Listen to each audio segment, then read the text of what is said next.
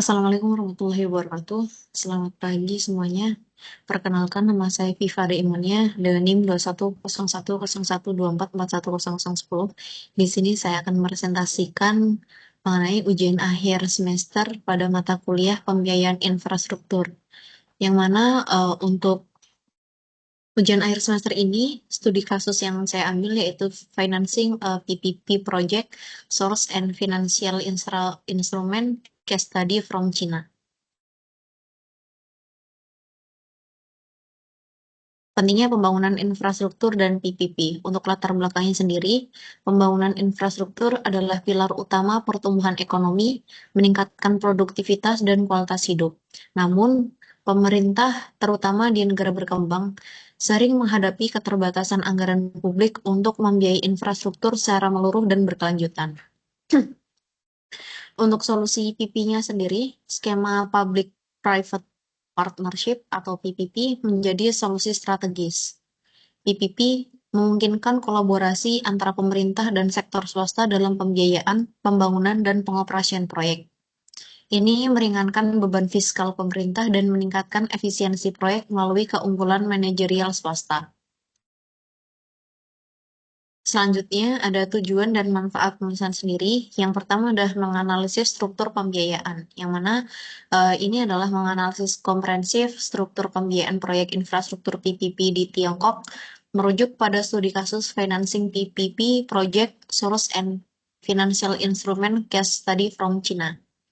Yang kedua yaitu mengidentifikasi instrumen keuangan, yang mana ini adalah mengidentifikasi jenis instrumen keuangan yang digunakan dalam proyek PPP serta peran masing-masing pihak, baik pemerintah, swasta, maupun lembaga keuangan dalam pembiayaannya. Yang ketiga adalah mengevaluasi efektivitas kombinasi pembiayaan. Ini merupakan evaluasi efektif kombinasi pembiayaan yang melibatkan ekuitas, utang senior, utang subordinasi atau mezanin, dan instrumen sekuritas atau asset-backed securities. Yang keempat adalah memberikan pemahaman mendalam, yang mana di sini itu memberikan pemahaman mendalam mengenai tantangan dan solusi dalam pembiayaan proyek infrastruktur modern yang kompleks, terutama di negara berkembang. Selanjutnya ada manfaat. Untuk manfaat secara akademisnya yaitu memberikan kontribusi terhadap pengembangan literatur dan kajian ilmiah di bidang pembiayaan infrastruktur, khususnya dalam konteks penerapan skema PPP dan instrumen keuangan inovatif di negara berkembang. Untuk manfaat praktisnya sendiri yaitu menyediakan wawasan bagi para praktisi, pengambil kebijakan, dan pelaku sektor swasta mengenai praktik terbaik atau best practice dalam menyusun struktur pembiayaan proyek infrastruktur yang berkelanjutan dengan mempertimbangkan resiko dan efisiensi pembiayaan.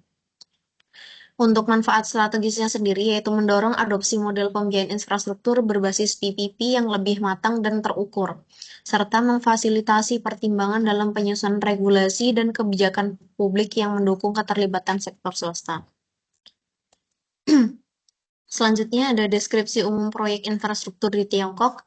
Yang pertama adalah pertumbuhan ekonomi yang pesat, yang mana Tiongkok ini mengalami pertumbuhan ekonomi pesat, sehingga mendorong kebutuhan besar terhadap pembangunan infrastruktur.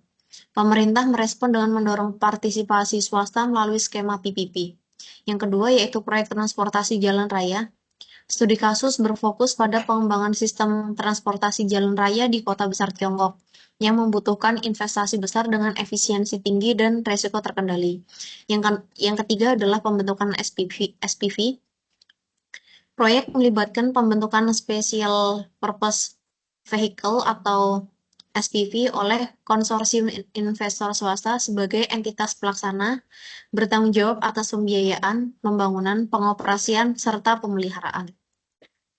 Kemudian untuk penerapan skema public-private partnership, yang pertama yaitu pembentukan SPV. Konsorsium swasta membentuk SPV sebagai entitas hukum mandiri untuk pelaksanaan proyek. Yang kedua ada penandatanganan kontrak PPP. Pemerintah dan SPV menandatangani perjanjian konsesi jangka panjang. Kemudian yang ketiga adalah pendanaan dan financial close. SPV mengumpulkan dana dari investor, bank, dan instrumen lain yang diawasi ketat oleh otoritas. Kemudian ada konstruksi dan operasi, yang mana SPV ini menunjuk kontraktor dan operator profesional untuk membangun dan mengelola infrastruktur. Dan yang terakhir adalah pengalihan aset atau transfer. Setelah konsesi selesai, aset infrastruktur diserahkan kembali kepada pemerintah. Kemudian untuk struktur pembiayaan proyek, yang pertama ada ekuitas atau equity. Modal awal dari sponsor atau investor sebesar 10-30% total investasi. Yang kedua ada utang senior atau senior debt. Porsi terbesar dari bank komersial atau lembaga keuangan yaitu sekitar 10-20 tahun tenornya. Yang ketiga adalah utang subordinasi atau mezzanine debt, yang mana menutup kesenjangan antara ekuitas dan utang senior, yang mana ini merupakan resikonya lebih tinggi. Dan yang keempat adalah sekuritas aset atau ABS, penerbitan surat berharga berbasis aset atau pendapatan proyek pada tahap operasional. Selanjutnya ada sumber dan instrumen pembiayaan. Pada masa prakonstruksi untuk sumber dan instrumentasi biayanya itu dari ekuitas awal dari sponsor atau direct equity. Untuk masa konstruksinya dari senior debit atau mezzanine debit, pinjaman bank, serta project bond. Kemudian untuk masa operasional sendiri, sumber pembiayaannya dari refinancing dengan ABS, penerbitan obligasi, pendapatan proyek. Kemudian untuk masa operasionalnya sendiri, sumber dan instrumen pembiayaannya dari dividen ke investor, pengembalian pinjaman, serta transfer aset. Selanjutnya ada strategi manajemen risiko pembiayaan infrastruktur (PPP). Manajemen risiko adalah komponen krusial dalam pembiayaan proyek infrastruktur, terutama dalam skema Public-Private Partnership atau PPP. Studi kasus proyek PPP di Tiongkok menunjukkan bagaimana pengelolaan risiko yang cermat dapat meningkatkan keberhasilan proyek dan menjaga daya tarik investor, swasta, serta lembaga keuangan. Berbagai jenis risiko telah diidentifikasi dan dikelola melalui pembagian risiko, instrumen keuangan yang tepat, dan intervensi strategis pemerintah. Selanjutnya ada jenis-jenis risiko pembiayaan proyek PPP. Yang pertama adalah risiko konstruksi, yang mana keterlambatan proyek, pembengkakan proyek, dan masalah teknis atau cuaca. Untuk risiko permintaan sendiri ada ketidakpastian volume penggunaan layan yang mempengaruhi pendapatan proyek. Kemudian untuk risiko pendanaan sendiri ada ketidakpastian pendanaan, fluktuasi suku bunga, dan risiko mata uang. Dan untuk risiko politik atau regulasi sendiri, antara lain perubahan kebijakan pemerintah, perizinan, atau campur tangan politik. Proyek infrastruktur PPP menghadapi beragam risiko yang perlu diidentifikasi dan dimitigasi secara efektif. Risiko-risiko ini mencakup aspek teknis, pasar, keuangan, dan lingkungan regulasi. Pemahaman mendalam tentang setiap jenis risiko sangat penting untuk merancang strategi mitigasi yang komprehensif dan memastikan keberlanjutan proyek jangka panjang. Selanjutnya ada strategi mitigasi risiko. Yang pertama adalah alih risiko melalui kontrak, yang mana kontrak PPP dirancang untuk mengalokasikan risiko secara efisien seperti risiko teknis dan konstruksi ke kontraktor EPC. Yang kedua adalah keterlibatan pemerintah, yang mana pemerintah ini menyediakan jaminan pendapatan minimum dan percepatan perizinan untuk mengurangi risiko non-keuangan. Yang ketiga adalah diversifikasi sumber pembiayaan, yang mana ini menggunakan kombinasi ekuitas, utang senior, mezanin, dan sekuritas untuk menyebarkan risiko. Yang keempat adalah struktur pembayaran fleksibel, yang mana pendapatan backload payment atau grace period untuk mengurangi beban arus kas awal. Proyek-proyek di Tiongkok menerapkan strategi mitigasi untuk mengatasi risiko pembiayaan. Ini termasuk pengalihan risiko melalui kontrak yang jelas, jaminan pemerintah, diversifikasi sumber pendanaan, dan struktur pembiayaan yang fleksibel. Pendekatan ini bertujuan untuk menciptakan sistem pembiayaan yang tangguh dan menarik bagi investor. Selanjutnya ada peran asuransi dan hedging dalam mitigasi, yang mana untuk asuransi konstruksi ini melindungi proyek dari risiko teknis dan kerusakan selama fase pembangunan, serta memastikan kelayakan proyek meskipun terjadi insiden tak terduga. Kemudian ada hedging mata uang, yang mana instrumen seperti currency swaps atau interest rate swap digunakan untuk menekan risiko keuangan eksternal akibat fluktuasi pasar global. Untuk pemanfaatan instrumen asuransi dan hedging sangat penting untuk menekan risiko keuangan eksternal. Asuransi konstruksi melindungi dari insiden pembangunan, sementara hedging mata uang dan suku bunga menjadi nilai proyek dari fluktuasi pasar global. Ini membantu menciptakan sistem pembiayaan yang resilient dan menarik bagi investor. Selanjutnya ada kelemahan dan tantangan model pembiayaan. Untuk yang pertama adalah kompleksitas struktur, yang mana penggunaan banyak instrumen membutuhkan manajemen keuangan yang cermat dan struktur legal yang kuat, serta berisiko konflik kepentingan. Yang kedua adalah ketergantungan proyeksi, yang mana sangat bergantung pada akurasi proyek arus kas. Optimisme berlebihan dapat menyebabkan risiko pendapatan besar.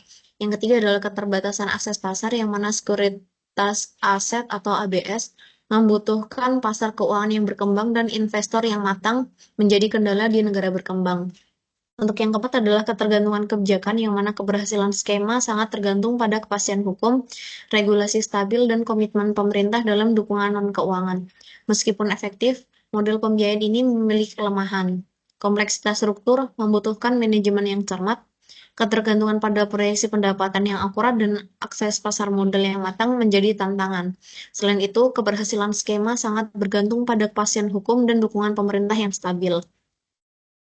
Selanjutnya adalah relevansi dan implikasi untuk Indonesia. Yang pertama adalah kesamaan tantangan, yang mana Indonesia dan Tiongkok memiliki kebutuhan infrastruktur besar dengan keterbatasan fiskal menjadikan PPP pilihan strategis. Yang kedua adalah diversifikasi instrumen. Indonesia ini perlu mengadopsi instrumen seperti mezzanine financing dan ABS untuk fleksibilitas investasi. Yang ketiga adalah dukungan kelembagaan, yang mana penguatan regulasi dan jaminan pemerintah penting untuk menarik investor di Indonesia. Dan yang keempat adalah peningkatan literasi, yang mana SDM perlu dilatih untuk memahami instrumen keuangan kompleks seperti ABS dan mezzanine. Pengalaman Tiongkok dalam PPP sangat relevan bagi Indonesia yang menghadapi tantangan serupa dalam pembiayaan infrastruktur. Indonesia perlu memperluas skema pembiayaan, meningkatkan kesiapan proyek, dan memperkuat peran pemerintah sebagai enabler. Peningkatan literasi keuangan infrastruktur juga krusial untuk mengadopsi instrumen kompleks seperti ABS dan mezzanine. Kesimpulan dan saran untuk Indonesia, yang pertama adalah diversifikasi pembiayaan, yaitu gunakan instrumen alternatif seperti mezzanine dan sekuritas pendapatan proyek. Yang kedua, penguatan regulasi itu dengan cara menyempurnakan regulasi PPP, transparansi kontrak, dan mekanisme jaminan pemerintah. Yang ketiga adalah peningkatan kapasitas SDM, yang mana melatih aparatur negara dan pelaku usaha dalam skema pembiayaan kompleks. Yang keempat adalah replikasi model, yang mana menerapkan skema ini pada proyek prioritas nasional seperti jalan tol dan energi terbarukan. Model PPP Tiongkok terbukti efektif mengurangi beban fiskal dan mendorong partisipasi swasta. Struktur pembiayaan yang kompleks dan fleksibel, serta pembagian resiko yang adil dengan dukungan pemerintah menjadi kunci keberhasilan. Indonesia dapat mereplikasi model ini dengan diversifikasi instrumen pembiayaan, penguatan regulasi, peningkatan kapasitas SDM, dan perluasan peran lembaga keuangan khusus untuk pembangunan infrastruktur berkelanjutan. Kemudian ada evaluasi efektivitas model pembiayaan. Yang pertama adalah diversifikasi resiko, yang mana penyebaran resiko antara pemangku kepentingan melalui kombinasi sumber dana. Yang kedua yaitu meningkatkan bankable capability, yaitu proyek lebih layak dibiayai tanpa membebani anggaran negara secara langsung. Yang ketiga adalah fleksibilitas tahapan, yang mana instrumen disesuaikan dengan fase proyek dengan meningkatkan efisiensi keuangan. Yang terakhir adalah daya tarik investor. Untuk peluang refinancing melalui ABS menarik investor institusi jangka panjang. Model pembiayaan proyek PPP di Tiongkok yang mengombinasikan ekuitas, utang senior, mezzanine, dan sekuritas aset atau ABS menunjukkan fleksibilitas dan inovasi finansial.